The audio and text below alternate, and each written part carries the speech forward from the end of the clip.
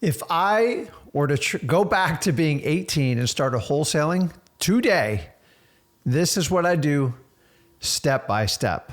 Without any more delay, let's just jump into it. So, God, I wish I could go back to being 18. Yes and no with today's education. But if you're smart enough to be 18, 19, or even younger than that, and you have a high interest in wholesaling, you're in the right place. The first thing I'm always going to tell you to do is, number one, start off at freewholesaling.com. Why? Number one, it's the most thorough course you can go from head to toe and get started. And honestly, if you're rolling from your high school curriculum or even college, whatever it is the perfect training center. And the first thing I'm going to have to teach you, just pretend I'm 18, and I don't look 18, but you have to figure out how to learn the process of entrepreneurship. So specifically wholesaling. So most of your schooling and everything you've done to this point is you study theory, you study ancient theory, and then you take a test on it. And then that's pretty much it. And you try to build on that theory to do more advanced theories.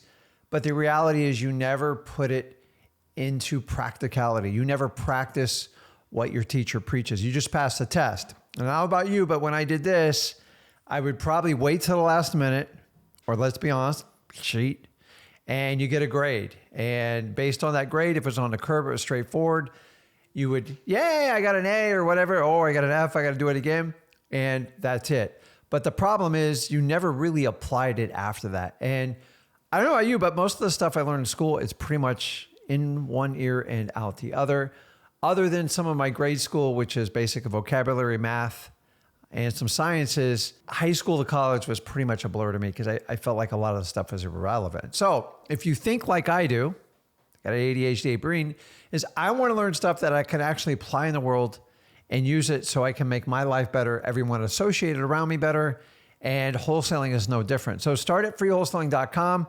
Remember, we got to get your first deal, and then we're going to show you how to get to $100,000. So that is the first step. And honestly, you piecemeal it as you go. So we start with marketing first. Why? Because marketing is the most important thing you have to learn in wholesaling. If you don't become a master marketer, the rest is never going to make sense to you. And how do you do it? Yes, I'm going to give you the theory, but then I'm going to show you the proof of the concept, and then I'm going to make you go out and apply it. And here's the secret. You're going to fail. You're probably going to fail miserably. This is how actually business works. No one's a superstar. No one hits it right out of the gate. You have to learn. You have to learn to get uncomfortable, stay in uncomfortable, and then learn what you didn't learn while you're in uncomfortable. And then you kind of come back to your comfortable, you study it more, and then you apply what you've learned and you get better. That's how life works. That is your test. There's not one big master test you pass or fail.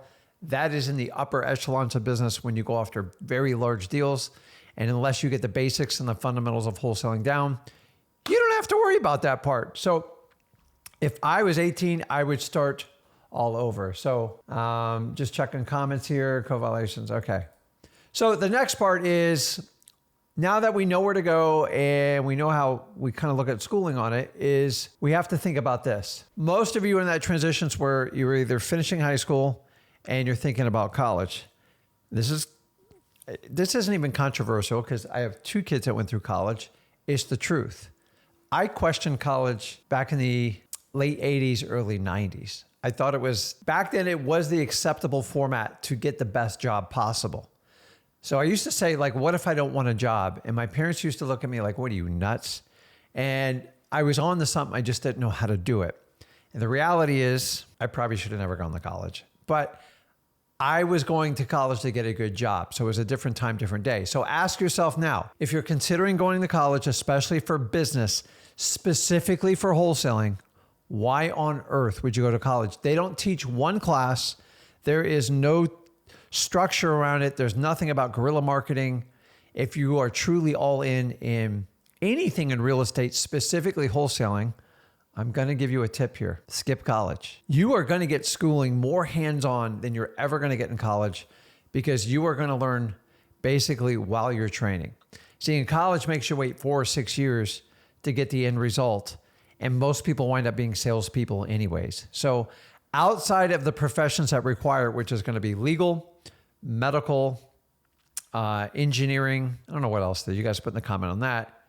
I just don't see what you'd even go to the college for. The reality is, look at freewholesaling.com as a trade school. And here's the best part. It is a trade school that will make you filthy rich. Now, it's not an overnight get rich scheme. I never said it was, nor did Zach. But you've got to understand it is the trade school for wholesaling. Freewholesaling.com, honestly, is the only one I've ever found. And you all know how our tuition works. I make it super, super simple for everybody involved. If you hit me up 15 years ago, I probably would have fought you on this. But the reality is I just don't see the benefit. And if you look in 2024 with all the crap going on with colleges, ridiculous how tuition exceeds inflation every year is just beyond me. I don't know how that can be. And then the guaranteeing of college loans and people talking about forgiving them. I just don't know why you would mess around with a college. In fact, college is going to limit your income severely. End of story. You've got to understand that. So the first thing I would do, and you know what, here's the reality on this, while we're on this comment, the only reason most of you are going to go to college is because your parent says, you need to go to college. I would sit down and have an honest conversation with your parents. Now, me being a parent, I can speak from this. The reality is they want you to be safe. They want you to be happy, and they don't want you getting hurt in life. And although that's how parents think, trust me, I have a boy and a girl. They're grown adults now. But the reality is you need them to go out and experience life. You need to let them know how it works. And the more you try to shield them and protect them, guys, a lot of people going into college right now, you're just delaying the inevitable. In fact, more people are shielding their children while they're in college. Wow. They pay for it. They pay for a lifestyle that honestly is unhealthy when you go out drinking and partying and people are taking Adderall to stay up for tests. I just don't know how that makes you a better person. And I will tell you this. I remember family members telling my son that college are the best years of your life. And I told my son, I go, that's BS. Don't ever listen to that. If the best years of your life are in college, when you're dead broke, you own no assets, and you have very little skill sets other than going out partying, listen, was it a good time? Yeah. But the reality is those who can sacrifice and endure now, every year gets better pretty much up till the day you die. So why would you cap yourself at college? You don't have a lot of skill sets. You definitely don't have a lot of assets, money. You hopefully have your health, but if you're drinking, doing a lot of drugs, that's going to go down quickly. In fact, most people in their college years is when they gain most of their weight and when they set the horrible habits of not exercising or doing anything. So I would do the complete opposite. I would skip college. I would watch what I eat. And I would work out and go David Goggins and push myself to the limit. I don't care if you're a guy or a gal. God knows you people have the physique and the energy at that age. You need to start festering it so when you get in your 50s, 60s, and 70s, you can outperform the young buds coming up. Don't believe me? It's the truth. I did it the complete opposite way, so I'm not a hypocrite. I'm just saying I had no guidance and no leadership. So if you understand that, mostly the people that influence you to go to college are your parents. And are you there just to make your parents happy, just to disappoint you and make yourself miserable? And I get it. Like if you don't go to college, you might not be financially supported, but like you're 18. How long do you expect your parents to truly support you? Please don't be a basement kid. And a basement kid is someone who lives in the basement and plans to be there until they're in their 40s from their parents. So you've got to understand that the sooner you accept this mantra, the better off you're going to be as a human being. It doesn't matter if you're a guy or a girl. And most of you get bribed into going to college because you're on your parents' credit card, your meals are taken care of, your housing's taken care of. So let me ask you, what do you think 4 years of college would cost you in wholesaling? I can tell you exactly what it'll cost you. Your first year, maybe you make 30, 40 grand if you don't know what you're doing. But a lot of people look towards the money, but your education was all built in there because you were doing things, you weren't doing it great, and you were making lots of mistakes. Year two, maybe you make 80 grand. So maybe you got 110 grand total. Well, year three, you make 250. Year four, you make over 400,000. So going to college can literally cost you $500,000 in 4 to 6 years of your life. So when people come out of college, most of the time they're coming out and they're being interns or their last year in college. and then they're all going out and getting a sales job. So just skip that process. If you are committed to wholesaling or any part of real estate, there's no way the colleges can keep up with today's changing environment, especially with AI. I'm sorry, I sat through a couple of real estate courses in college and I thought they were a joke back in the 80s. So I know there's like the University of Florida has a program for entrepreneurship, but it's kind of an oxymoron thinking a college can teach you about entrepreneurship. So skip it. You guys are only going to make your parents happy because you think you're going to delay the inevitable. Eventually you want to get on your own. The sooner you accept that, the better off you're going to be. I now see more kids living with their parents in their late 20s, 30s, and even 40s than I've ever seen before. I come from a generation, I wanted to get out since I was 16. And we need to go back to doing that. How do you do that? You need to learn your own skill, your own craft. If you chose wholesaling, college will get you nowhere. In fact, it's probably going to brainwash you and think you should never do that. So skip it. Now, here's the next part. It's going to sound like an oxymoron. Live on a college dorm budget. So if you decide to skip college, all your friends are going over to Costa Rica and Cabo and all these spring break and all this fun places, it doesn't mean you can't go on a trip. But you're going to have to make serious sacrifices because, number one, a lot of you are going to get cut off by your parents. End of story. So you're going to have to plan for that. So you're going to have to get an apartment with a lot of roommates. It's just the truth. And you're going to have to go on what I call like the ramen noodles diet. So you cannot, I see so many kids in their teens, late teens and their early 20s trying to show them the balling method. We're going to go over that. The reality is live on the college dorm budget. Pretend your parents aren't paying for anything, which is how most of you are going to be. Embrace it now, because if you can live in that short mindset and learn how to squeeze every penny while you're trying to become a multimillionaire, if you learn the frugal habits and you learn the massive income habits, you won't have that problem for long. In fact, in 2 years, you'll be able to fix it. But here's the reality. Everyone that says, you have an expense problem. Most of you have a major income problem. But in the beginning, when you have very little income and you don't have any money, you're going to have to plan stuff out. Tuna cans, ramen noodles, tons of rice, chicken, beef, stuff like that. Learn how to eat. You guys can study it all on YouTube for free, Facebook, whatever you want to look it up, and learn how protein is your friend. And by the way, you don't have to eat 3 meals a day. That's all a myth. That's all for the food industry. People used to go days without eating. That was the norm of human beings. But here's my recommendation. Skip breakfast, lean lunch, and then kind of eat whatever you want for dinner within reason. But you're going to have to do this on a budget. Because remember, if you don't want to ultimately have freedom, you're going to have to make some sort of sacrifices. End of story. So a lot of you are going to be working maybe some part-time jobs and stuff while you do this until you get the income from wholesaling.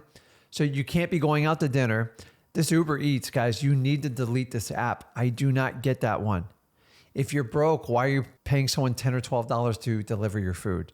And let's face it, most of the food you're getting on delivery, it's super expensive delivery fees, and it's way too many calories of the wrong types of substance put in your body. Bottom line, while all your friends are going to college, partying, drinking, doing drugs, do whatever they do, you are going to live on a very simplistic budget. And you are going to learn how to make money. And once you learn how to make money, you're going to learn how to live off 20% of it in the long run. Because if you can learn in the beginning how to live off of that, when you make $500,000, $600,000, you're going to go, how am I going to spend like $150,000, whatever it is? Because what you do now is what you're going to do later. You don't just instantly become rich and go, okay, now I know how to manage money. You have to learn how you treat $1,000 is exactly how you treat $100,000 and how you're going to treat $1 million. You have to prioritize what's important to you. So I should have called it the ramen noodle one, but I feel like it was a commercial on it. So you're going to have to dedicate 2 years of your life to grinding and wholesale. That is your on-the-job training 2 years. Now, you might be able to master it in a year and a half, but on average, it's around 2 years. After 2 years, you should easily be able to be on your own with no support of anyone else, as long as you don't go down the path of trying to keep up with the Joneses and trying to look ultra rich. Honestly, I want you to look poor. Why? Because when you go to a friend's house or you go to family members, if they want to give you like extra meals, they want to take you out to dinner or something like that, that's when you take the freebies. But if you're driving around in a baller car and telling everyone how rich you are, like, number one, humble yourself, lose your ego. It's not going to work in the beginning. You have to get to the truth as soon as possible to learn how to do wholesaling. So I'm starting with high level and I'll get granular on this. Next one, and you're going to have to learn this quickly. You're going to get a lot of crap for not going to college from your parents, from your friends, all the people who went to school. Boo-hoo. Let them go get their jobs. Let them put a limit on their ceilings. Let them work on other people's dreams while you work on yours. Here's the truth. It is a massive sacrifice up front. It is easy to take a job. Why? There's no risk. They just pay you to show up and do a certain skill set. That's it. And some people do real well with it, but considering 73% of Americans are miserable in their job, I already know the outcome of this because I did it for 12 years. I was actually paid a decent amount of money back in the time, like $90,000 to $100,000 20 years ago was a significant amount of money. It's probably double what it is today, but I was still miserable. It's not always about money, guys. When you are controlled and directed and you have to do something you don't want to do, that's when you become miserable in life. So the number one rule is you have to stop caring what others think of you, because 95% of the population is never going to agree with what you do in wholesaling. They don't understand it. Why would you take that kind of risk? And it scares the hell out of them, and you make them question their own validity in what they're doing. So I've learned over the years that other people's thoughts of me is just a projection on how they feel about themselves. So I no longer take it personally anymore. I don't care. In fact, I don't explain wholesaling to anyone. I just let them know I do real estate, I buy properties, and that's what we do.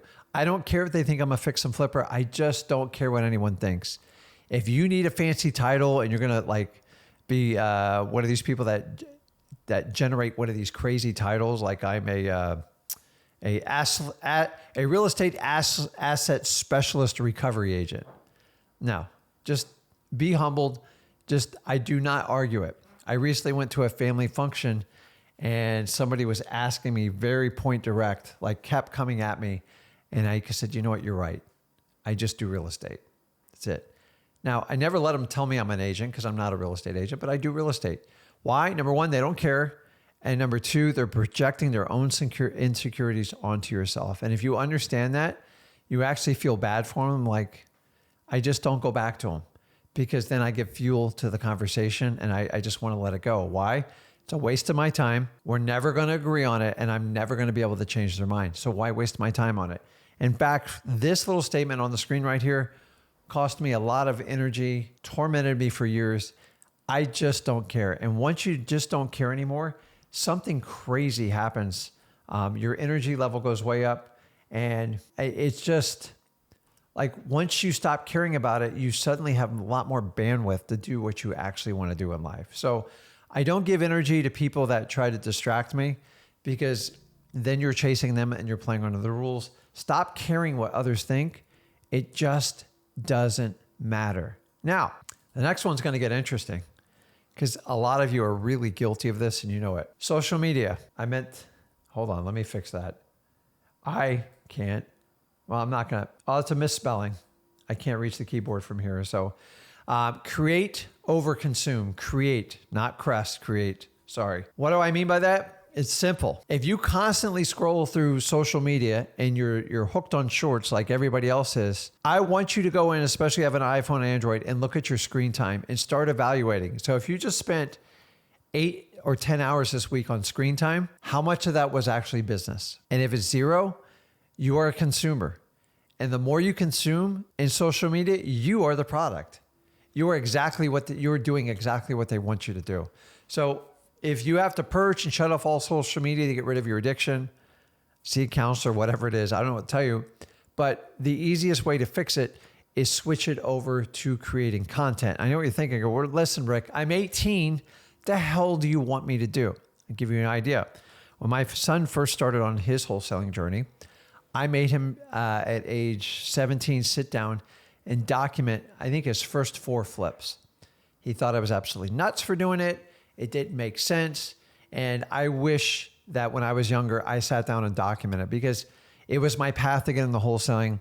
You can document what scared you, what worked, and you can look back and reflect on it. It's like journaling. It's absolutely phenomenal. So if you do that, You get value from it.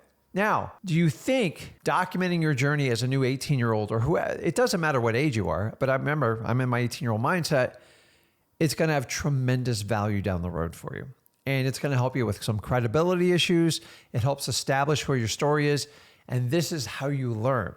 So instead of consuming all this social media content and your screen time's like out of control and you're not doing any type of business, if you start documenting your journey, you can kind of make that pivot. And what is this going to do for you? Number one, it's going to teach you how to learn wholesaling. Number two, you're going to attract people that want to go on the journey with you. And number three, you're going to learn how to network with like-minded individuals to do JV deals and do whatever you want. And then you're going to find the content that suits you, other people on the wholesaling journey.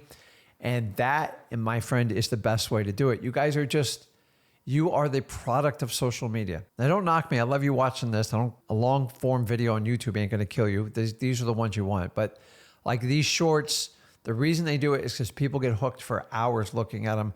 Heck, I've even caught myself. I'm not a hypocrite. So I extremely limit in what I want to do. When I'm sitting around just hanging out, that's fine. But social media has gone to another level to the point where it's taking time from you being present with your loved ones, from you learning whatever skill you said, if it's wholesaling or whatever it is. It's just getting ridiculous. And I see it when I go to doctor's offices. I see it out in the public system. Heck, I see it at the schools all over the place. Guys, make a decision. Either you're going to be the product or you've got to create a product. Now, I'm not telling you to go out there and be a coach. I'm very anti somebody just starting out wholesaling, being a coach. The best way to build credibility in this business is document your journey. Some of the best videos I've ever seen are people going through their journey. And just don't record the highs. You've got to record the times it didn't work out. You got doors slammed in your face. The more content you record, number one, you'll learn. It is great to refer back on it. And now you flip social media to your advantage. Instead of you being the product, you could actually create product. And then once you learn it, after a few years of the journey, then you can decide what you want to do. Guys, don't go be a coach in the first 2 or 3 years. It just, you don't have enough experience to do it. And we have too many coaches. I'm the first to admit it. It's terrible.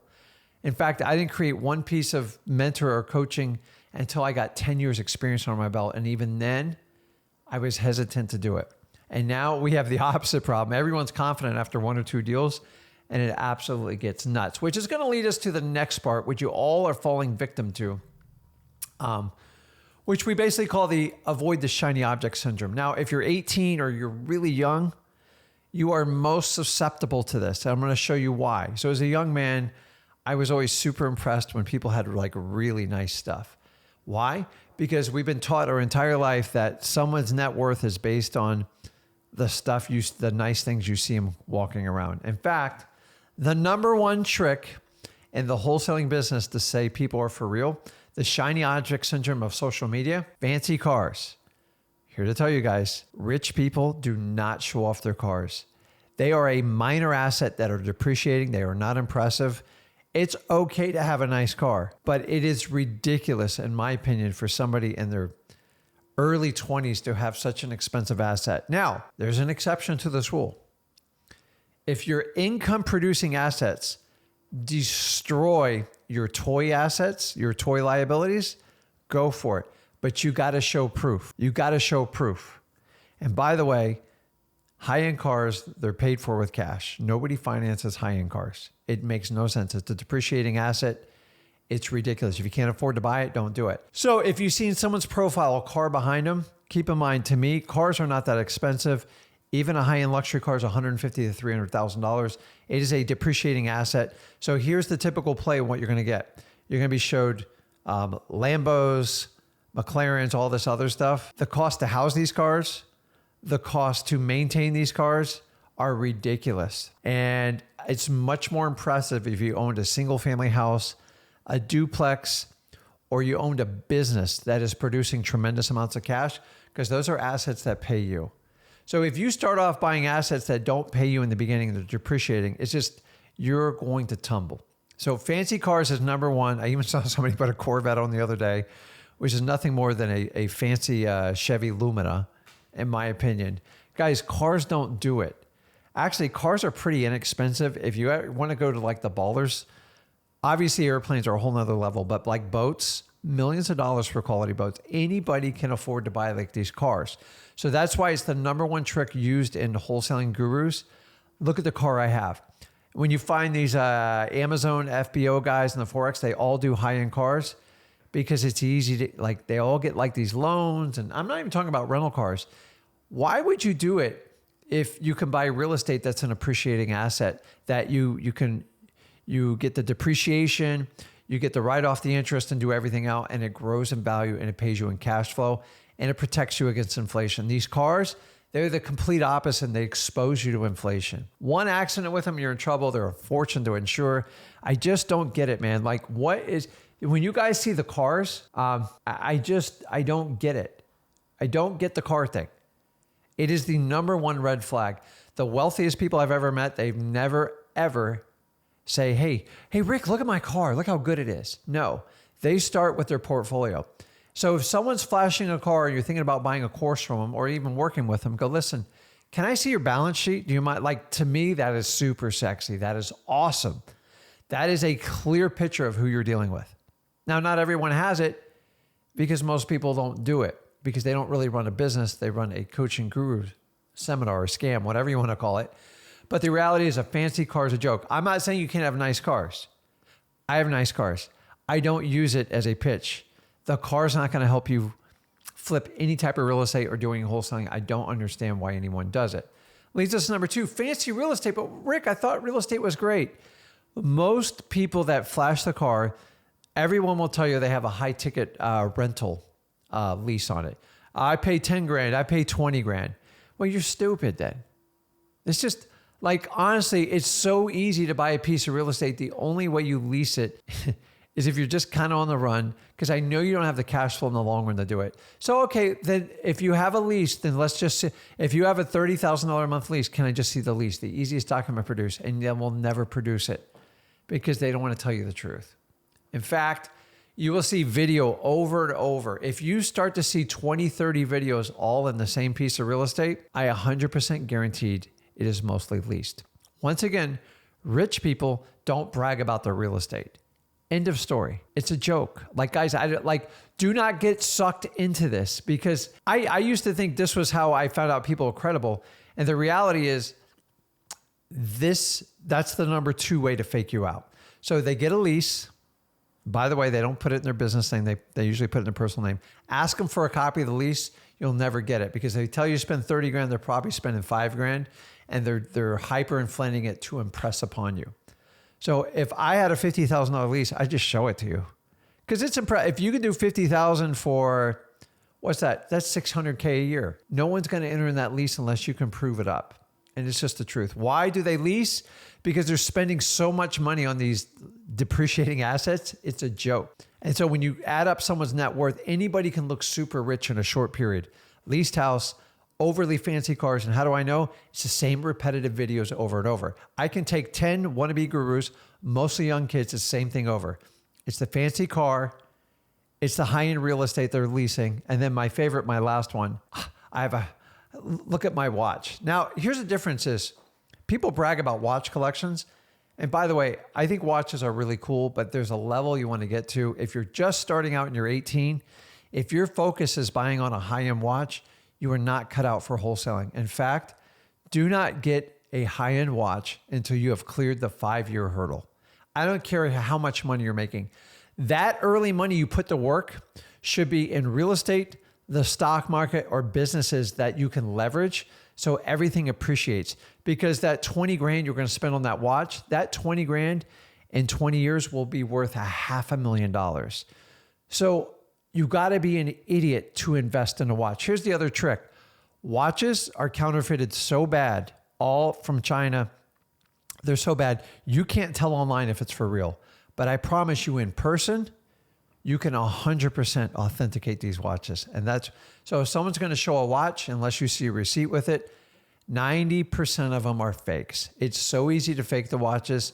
And actually, I would never buy a watch without an expert. I'm a Rolex guy, but you don't ever see me, hey, look at my watch, look at my watch, look at my watch. And it's always like this. Every video is like this. Guys, fancy cars, fancy watches, fancy real estate are the biggest 3 giveaways that you're a fraud. End of story. It doesn't mean you can't get those things, but like at age 18, you have got to be kidding me. 18 to 25, you shouldn't be looking at any of that crap. Go drive the beat up Honda Accord, go be a roommate, and go get an Apple Watch. End of story. If you're doing anything others, these people are leading you on a path. It's so easy to spot a fraudster. They never prove it up. They never tell you where they're making their money. And every one of them have a high-end course. Hopefully I just saved some people from some serious change. Like you guys tell me in the comments, it's always the car, the watch, and the leased real estate. And it's over and over and over again. I'm just telling you, this is the biggest thing. And from the age like 17 to 26, you're a massive target. Why? Because you're like, oh my God, he's got a Lambo. He's got a $50,000 watch. The Lambo, you have no idea how they bought it. And they're using all their cash flow to pay for it. That's why they're leasing the property. And the watches, when you see 10 watches that age, maybe one or two of them are real, but for the most, they're all fakes. Why? Actually tell them to go out in public or just zoom in on the watch. There's certain telltale signs that you can only see up close. You can never tell on a camera. And I'm telling you guys, the watch fake is like out of control. I think watches are really cool, but like if I'm starting at 18, the last thing you want to do is put your precious money into an asset. You know, you're thinking a lot of the watches appreciate it. I agree. But if you put 20, 30, 40 grand in your business and into you, it'll give you a much higher return than that watch is ever going to give you. So, and then the last one is like, oh my God, they went to Europe. Guys, it does not cost a lot of money to go to Europe. In fact, you can travel the world. People live in hostels. They go all over the place. You have no idea what they're doing. So please do not put a lot of weight on the trips that they do. I'm at a fancy trip. I'm here. I'm there. I don't care. Like it doesn't make any sense. So these are the 4 tricks that you're going to find. And let me just shine them up here. One, the car, the leased out real estate, the watches, and the fancy trips. There are telltale signs you're going to be distracted from wholesaling. And here's the last one that I didn't put up on there. They're going to have a high-end course for you. And guys, if the thing is they use all this as the shiny object syndrome to attract you in, like, oh my God, I want to be just like that person. And then you get there and there's no substance. The course sucks. You have no idea what's going on. You have mostly fake testimonials with like first names and last initials. And that's the end of the game, guys. In fact, I'm sorry if like a 20-year-old, some kid's teaching you the business and this is the technique they're going to draw you in. If you pay them your money, you deserve the pain that's coming to you, which is 90% of the people doing this business. Now, age is not a determination of someone's skill set or what they're going to do, but the probability of a 21 to 26-year-old kid offering. And I know what you guys are saying with my son. My son started out at 16 and he did it. He showed all his HUDs. He does it. He flips real estate to this day. I proved it up and down. And then this is what we do. And still, he has the skill set to work with me to do it. But when you do this business and you never show your business, you never show your revenue, you never show statements, you never show HUDs, I just don't know why people attract to that. So you got to keep that in mind. So first step to wholesaling, after you go to freewholesaling.com, marketing, marketing, marketing. You have to master marketing. If you try to skip this section, pain trains coming your way. There's no way around this. In fact, the way we've set up the education for wholesaling is you have to master marketing first. If you do it any other way, it doesn't work. It's like skipping basic mathematics to jump to algebra or calculus. It's not going to make sense. In fact, if you don't master how to market to motivated sellers, no matter what else you do in acquisitions or dispositions, it's not going to matter. Most people, here's the secret in wholesaling, most people try to graze by marketing because they think it's a little bit too much work, a little too complicated. And by you taking that path, you're guaranteeing your failure in wholesaling. In fact, I was so good at marketing and wholesaling, I was terrible at acquisitions. Honestly, if they didn't roll over and sign the contract, I didn't know what to do. And dispositions, I didn't even do it. I just JV'd with everyone my first year and a half. But I did more deals than most people out there because I mastered the marketing piece. Now, if I tried it the other way around, I tried to master dispositions and the perfect acquisition strategy, I would have had no leads to even try that on. So do you understand what I'm saying is if you don't get the marketing dialed in first and you have to 10x it, whatever you're doing now, you have to 10x it because you're pushing a boulder uphill with no momentum. And you have to get that first roll and you got to get some momentum going with it. I can't stress this enough. If you don't master marketing, everything else is a waste of time. There's only 3 phases to wholesaling. Marketing, acquisitions, dispositions. There's no other way. I didn't say novations. I didn't say use this special lawyer trick. Wholesaling is a 3-step operation. Marketing, acquisitions, dispositions. You want to argue with me about it? Give me a shot on it. I'm here to tell you that is the only way to do it. Now, once you master marketing, the next thing we're going to teach you is how to be a list ninja. You have got to learn how to build a list of prospects. Nobody, and I mean nobody's ever been successful in wholesaling without a prospect list. I'm just going to give you a quick crash course, but remember, all this is in freewholesaling.com. Remember, I'm jumping into your 18-year-old self. If you're even close to that age, pay attention to me because I've just jumped back in the time and I've jumped in your head, and you can either take this advice or you can go out and learn it the hard way on your own. This is the truth. Lists are everything. If you don't have the right list, look at your list as kind of like a map.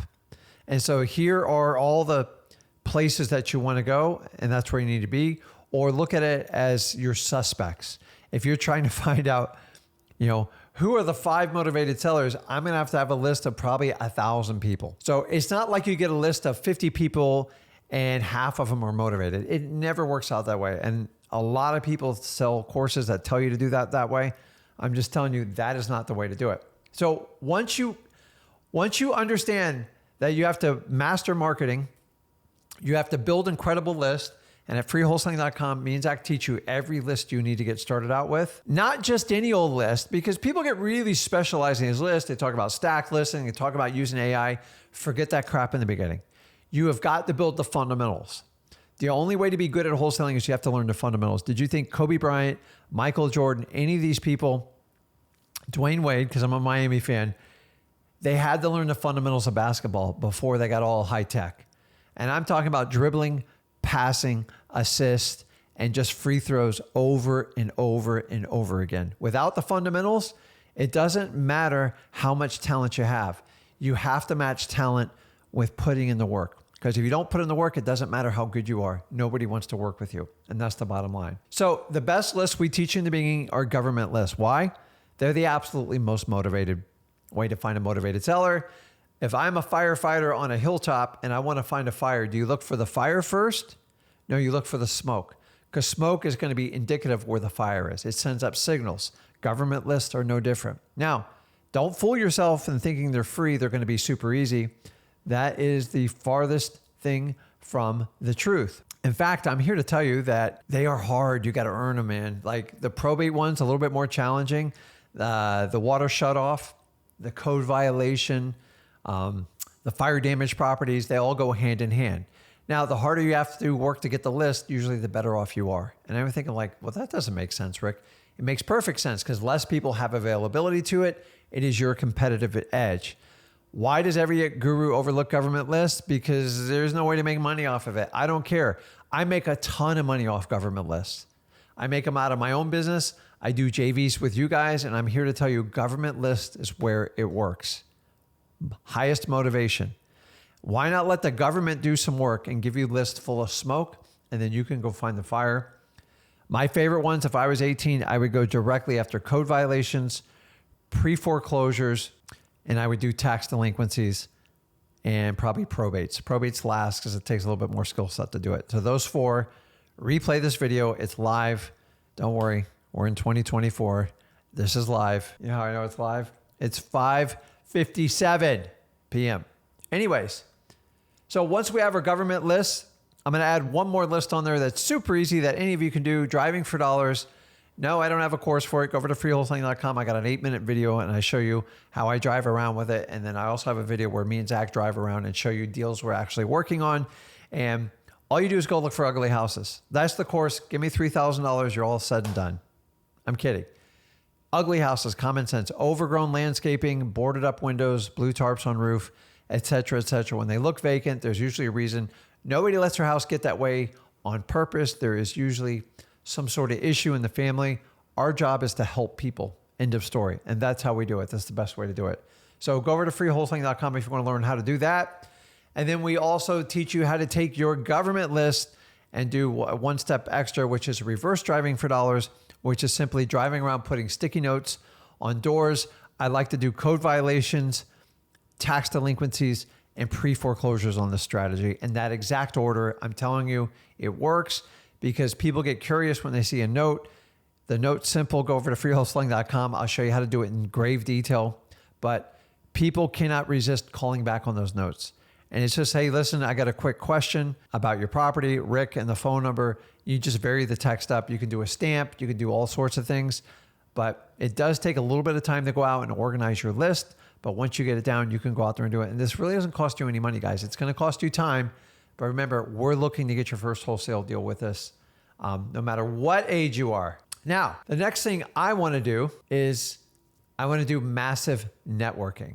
So what I'm going to do, guys, right now is I'm going to put up, if you guys want to jump on and do well, hold on. I don't have my glasses on today, so bear with me. If you want to jump on a one-on-one, I just put it in the comment. First come, first serve. I forgot to do that earlier. Sorry. Massive networking. Listen, when you're 18, you don't have the right contacts. Number one, most of your contacts are of a friend nature. And keep in mind, keep it. It's fine. But they're not going to help you in wholesaling. Most likely not going to help you in real estate. You've got to go out and build your Rolodex. Now, if I went back when I was 18 and did what I'm telling you to do now, God only knows what would happen. In about a year, you will have an incredible contact list. It's going to suck the first few months. I'm not going to lie to you. No one's going to give you credit. You're going to look foolish. You're going to feel wildly uncomfortable. This is what you need to do. In fact, if somebody grabbed me when I was 18 and said, Rick, you just need to go out there and expose yourself to the real estate world, I would have been so happy. So in my early 30s, I tried to make up for this and do it double time. I'm telling you, go out. Networking has a compounding effect. You're going to find other people. Keep in mind, you talk to 10 people, maybe one is good for you. That's just the rule of average. You need to find people that are going to go out there and grind wholesaling just like you do, or people that are going to help you out with it. Lenders, cash buyers, people you can JV with, realtors that want to work with investors. And every 10 realtors I meet, I'm lucky to get like one that will even like comprehend what I'm doing. So let me give you ideas of what I talk about massive networking. RIAs. It's just a group in your local area. It stands for Real Estate Investor Associations. I used to own one. It was one of my best lead sources, but honestly, it's how I got the best contacts for my area. Everybody knew me. Everybody knew what I did. So go out to your local RIAs and just volunteer to help out with them. It's not going to cost you a dime. Get around people. Yes, you're going to have a lot of gurus, a lot of scammers out there. But if you understand how to sort these people already, which I've already taught you how to do, then you understand when the scammer is going to come up. Honestly, 9 times out of 10, when someone's scamming you, you get that weird feeling. It almost sounds too good to be true. Listen to your gut. It's usually right. Now, don't go buy every package that's sold at these. Typically, people come in for a day or two. They sell a package. They split it with the event organizer, and then you'll never see them again. So I don't want you to waste your money. But before the meeting and after the meeting, some of the best networking you can ever do. Honestly, I've created some of my best allies, some of my best friends from that. Are we at different levels of wholesaling? Absolutely. Some are still in the basic stages, and there's some even more advanced than me. And that's what I love about this business. So everybody loves who has a good journey. So I've been going to RIAs for over 21 years now, and I attribute a lot of my success to them. I like RIAs. I like to network with people. Now, I made a lot of bad connections at RIAs, and I had to learn the hard way of doing partnerships with people that never wanted to pay me. I bought a lot of programs that were complete trash. And unless I can see the program beforehand, I will never give someone a dime again. And most scammers will never show you their program until you pay them, because by the time you look at it, you would never pay them anyways. That's why me and Zach just give it away for free, because I just don't understand. Like once you pay them, ask for your money back, they're like, you can never find them again. Next one is JVs, just short for joint ventures. The best way to find good JV partners is start out with your RIAs, then work out to your social media. Facebook, Wholesaling Houseless for Real, the largest wholesaling group just on Facebook alone. You got over just about 140,000 people there. And keep in mind, you have to provide value on there. If you just go on there and say, give me all your cash buyers, you will be deleted, and you deserve it. End of story. If you're not going to provide value to our community, you're just going to take, we don't want you there. End of story. Bottom line, guys, is you're going to have to put the work in. And this is where most people screw up wholesaling. Everybody falls in love with the end journey. Everybody loves where me and Zach are, but nobody wanted to come along the way. In fact, my first 4 or 5 years, it wasn't very sexy. Honestly, how I survived my first 2 years was interesting. And then years 2 through 5, I was completely unrecognizable. And there were some of my favorite years of wholesaling because I had to show up to work every day. Nothing was ever given to me. And if I didn't make money, my family would suffer. Now, around year 7, people started to do, this guy knows what he's doing. He just deal after deal. I've JV'd 20 deals with him here. He's done 30 with this guy. And I just got my own reputation. Here's the difference is I created my reputation. I didn't figure it out till I was 33. So if you're 18, I'm waking you up right now. You have a massive head start. I know you think it's going to be hard, but honestly, go get a job and park your butt there for 12 years. I will show you pain and what's really hard. So whatever, you're going to struggle the first few years. Get over it. Imagine anything in life that's worthwhile that you don't have to struggle for. God designed the struggle to be real. So you've got to understand, you're going to have to put the work in. If you're not going to put the work in, go find the guy with the Lambo, go find the guy with the leased real estate, and go find the guy or gal with the fancy watches, because they make all their money on their course sales from you. They don't do it from real estate. They don't do it from any other type of business. That's why they have to have a high ticket sale. It's not everybody, but a majority of the real, you show me anyone from the age 18 to 28, and all they do is show me a car, fancy real estate, and a watch. I guarantee they're going to have a high-end course. And if you dig deep enough in the comments, a majority of the comments, I got scammed, it's BS. The comments get deleted, they eventually get buried. After a while, you can only lie so long, the lies will always catch up with you, especially in wholesaling. Just watch out for them because there is this TikTok trend coming out the door. I think it's ridiculous, and you guys got to pay attention. And that's where you have to be careful with it. So instead of like fearing the work and go, oh my God, I got to put in so much work, why don't you just embrace the journey? In fact, I tell you guys this all the time. If you pay somebody $100,000 to learn this business, or you get it from free from me and Zach, here's the one common denominator. You're going to have to go on a journey. And a lot of people think they can buy their way past the journey. It's impossible. I've never seen anybody do it in wholesaling. I've never seen anybody like not struggle in wholesaling make it. Like, you're going to go through a struggle. So some people think they can buy their way through the struggle. Now, if you get the education, it will help navigate the landmines that are in there, but you're still going to deal with bad people. You're going to deal with unscrupulous people. And I want you to understand that if you know it going into it, it's much easier. But a lot of times people hand over $5, $10,000, whatever their last dollar, and they assume that is going to protect them from the landmine. In fact, you just gave the wolf your biggest chunk of your asset, and you're going to find out on the backside there's not much behind it. That's why it's got such a big ticket price on them. If they're so smart, why wouldn't they just partner up with you on a deal? That's what I would do. Heck, that's what me and Zach do. It's brilliant. Teach the strategies that I've learned. You do the work, and the ones that do want to do the work and bring us deals and partner up with us, you can earn and learn at the same time. It's not for everyone, I get it. I'm not looking to partner with people that are lazy. But if you truly want to make money in this business, that's how you do it. But every guru will tell you, I need X amount of dollars up front so I know you're in it. But the reality, when you do it, the risk is on you then, not on the guru. And that's why you have such a massive 95% failure ratio in that business. So you've got to understand that. So the last part I do, and I'm mostly going to do this from the RIA. This is a strategy that paid me huge dividends in my first 2 years. Go to the RIAs, sort through the crap. And what I mean, there's going to be a lot of crap. People talk about being big cash buyers. The ones that don't talk about being cash buyers, but everybody tells you he or she's a big cash buyer, believe them. Believe them. They are the ones that you want to do. Now, good cash buyers only want to buy from people that are trustworthy, so they're going to vet you. So I always go to any type of networking event from the side is, what can I do to help you out? But the reality is most people that go to these networking events, especially RIAs, they're like, give me your cash buyers, give me your cash buyers. Do you have any deals? Do you have any deals? And all they want to do is take from you. So do it the complete opposite. Ask, tell me a little bit about your business. How can I help you with your business? That's it. And if you're brand new to the business, they go, listen, Rick, if you can bring me like 5 leads, I will sit and work with the leads and I'll split them with you. I go, listen, as long as you'll put it in writing, I'll go out and bust my butt. And if I can earn the privilege of working you by bringing you hot leads, then that's what I'm going to do. But you better go get them, Because if you don't come back with them, what are you going to tell them next month, him or her? So I used to love people that bring me leads because I would sit down and I would spend time with them. I would have a cup of coffee. I would have lunch with them.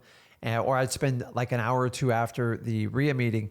And those are the people I forged the best relationships. I actually had one guy buy my first 32 properties from me. God knows I didn't know what I was doing, but I kept bringing leads. And after a while, I started selling him leads.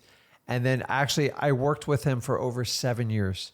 And I had a really solid cash buyers list because people knew I was trustworthy and I would bring them leads. So the problem is most of these RIA meetings is people just talk. Everybody wants to talk about doing wholesaling, but very few people will actually do it. So if you understand that, it goes a long way. If I'm 18, I've got to cut myself. So you have a decision. You can portray what your reputation is going to be by false images, by trying to keep up with the Jones, fancy cars that will get you nowhere, leased real estate, which you look like an idiot shooting it over and over. And then you put on a really high-end watch and you hold your arm like this because you think that makes you successful. That just says to the world, the more you have to tell the world you're rich, the more I know you're broke. Listen, guys, simple shirt, nothing fancy here. This is just who I am.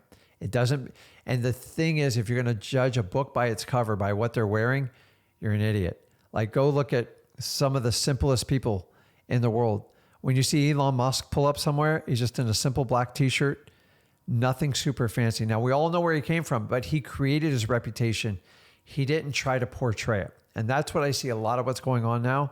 You can't be peacocking in your early 20s and telling everyone how rich you are. You actually have to do it. So look for the doers as opposed to the sayers, and it will help you out in real estate. I got sucked in so many times by so many fake people in real estate because they drove a nice car. They had like a really nice house that I thought was theirs, or they showed me this impressive watch, which blew me away. None of that's going to help you get real estate, and they understand. Go out and find a good cash partner. That is worth its weight in gold. And I will tell you, I'm going to leave you with one of the last things you have to understand that is huge in wholesaling. And this is often overlooked. And I can tell all the time. I can tell who practices their craft and who doesn't. Now, practice is imperative in your first 2 years. It is your homework. So when people says, hey, Rick, I need help. I can't get a deal closed. I said, great. Why don't we just role play? And all of a sudden they get all sweaty and nervous and like, I'm not normally like this. I'm like, this is exactly how you are. Because this is how it works with the seller. If you think you're nervous in front of me or Zach or an audience, wait till you're in front of a seller. If you get caught and you feel nervous presenting just in a simple role play, it means you're not prepared. So get rid of it, get it over with. Go bug your mom, your dad, your sister, your girlfriend, your boyfriend, your aunt, your uncle, your cousins, and just practice. Practice in front of a mirror. Write it out a few times, then practice it.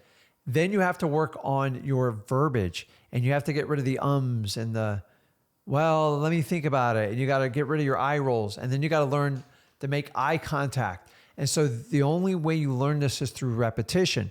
But if you're going to practice on your motivated sellers that you spent all that time and energy getting them driving for dollars or whatever government list you got them from, then you're going to be learned a real lesson. Because our business, here's the secret, it is not about sales.